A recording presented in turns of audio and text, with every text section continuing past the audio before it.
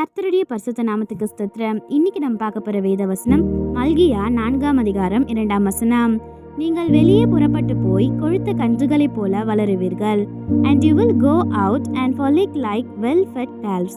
மல்காய் 4:2. இது நம்ம ஒரு சின்ன கதையா பார்த்துக்கலாமா? பல நாட்களா ஒரு கோட்டை கதவு இறுக்கமும் முடியிருந்ததா. உள்ள அமைதியும் இருளும் மட்டும்தான் இருந்ததா. வெளிச்சமும் காற்றும் கூட உள்ள வர முடியலையா. கதவு திறக்கப்படும் நாளுக்காக காத்து கொண்டிருந்ததா. ஒரு காலையில சூரிய ஒளி மிக பிரகாசமா எழுந்ததா. அதன் வெப்பம் கதவை தொட்டதும் மெதுவா கதவு திறந்ததா. ஒளி உள்ள வர வர இருள முழுவதும் அகற்றியதா. வெளியே சுதந்திரமும் மகிழ்ச்சியும் எல்லாமே காத்து கொண்டிருந்ததா. அமைதியா இருந்த இடம் இப்ப ஆனந்தமும் இயக்கமும் நிறைந்ததா மாறுச்சா. அதே போல தேவனுடைய சுகமளிக்கும் ஒளி நம்ம வாழ்க்கையில வரும்போது துக்கமும் கட்டுப்பாடும் விலகி நம்ம நன்றா போஷிக்கப்பட்ட கன்றுகளை போல மகிழ்ச்சியுடன் வெளியே துள்ளுவோம். தேவனுடைய ஒளி வந்தா துக்கம் ஆனந்தமாகவும் பலவீனம் வலிமையாகவும் மாறும். ஆமென்.